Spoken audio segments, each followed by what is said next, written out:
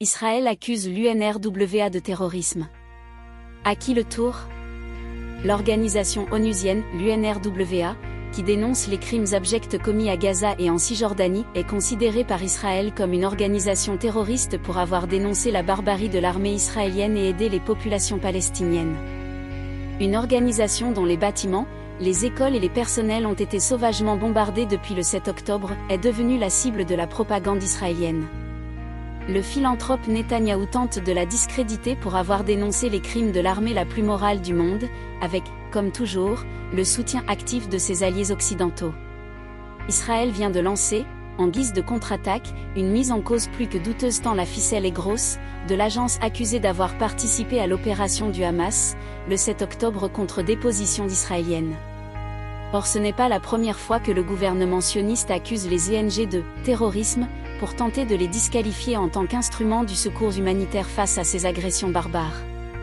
Si certains pays ont demandé plus de détails et plus d'informations, avant de se mettre en garde à vous devant Netanyahou, les États-Unis et ses chiens de garde, tels que le Royaume-Uni, le Canada, l'Australie, l'Italie, la Finlande et les Pays-Bas ont vite fait d'emboîter le pas à l'allié sioniste pour fustiger l'agence qui a, devant l'assaut et le dénigrement, annoncé se séparer de plusieurs de ses employés. Une douzaine, selon Washington. Depuis que l'antisionisme est devenu identique, devant les lois de certains pays occidentaux, à l'antisémitisme, toute prise de position ou toute déclaration condamnant les agressions terroristes et la politique d'apartheid dans les territoires palestiniens entraîne des procès d'intention et parfois des procès au pénal systématiques, afin de dissuader les consciences. Personne ne doit critiquer Israël. C'est clair? L'organisation onusienne, dont une centaine de ses employés sont massacrés par l'armée israélienne, est donc attaquée en vertu de sa qualité de témoin et de victime, tout à la fois, du drame de Gaza où même ses refuges pour les 2 millions de déplacés ont maintes fois subi les bombardements sauvages de l'aviation sioniste, entraînant des centaines de morts chaque jour, enfants et femmes en majorité. D'où la manœuvre israélienne soutenue par les alliés démocrates occidentaux en vue de neutraliser l'agence qui, comme plusieurs autres d'ailleurs, n'a pas cessé de dénoncer les horreurs et les crimes subis par les Palestiniens tant à Gaza qu'en Cisjordanie.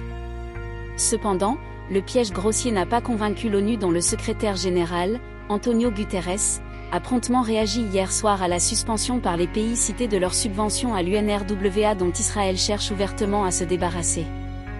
Il a donc exhorté vivement les gouvernements qui ont suspendu leur contribution à, au moins, garantir la continuité des opérations de l'UNRWA. 2 millions de civils à Gaza dépendent de l'aide de l'UNRWA pour leur survie au quotidien mais le financement actuel de l'UNRWA ne lui permettra pas de répondre à tous les besoins en février, a-t-il averti. Les présumés actes abjects de ses employés doivent avoir des conséquences. Mais les dizaines de milliers d'hommes et de femmes qui travaillent pour l'ONU, beaucoup dans des situations parmi les plus dangereuses pour des travailleurs humanitaires, ne devraient pas être pénalisés. Il faut répondre aux besoins urgents des populations désespérées dont il s'occupe, a souligné le secrétaire général de l'ONU face à la diversion sioniste dans laquelle certains pays se sont engouffrés précipitamment au risque d'encourager le gouvernement Netanyahou à poursuivre son génocide. Comme dit l'adage, quand on veut noyer son chien, on dit qu'il a la rage. Tous ceux qui aident ou soutiennent les Palestiniens sont viscéralement antisémites, alors n'hésitez pas à les punir et à les noyer, si nécessaire.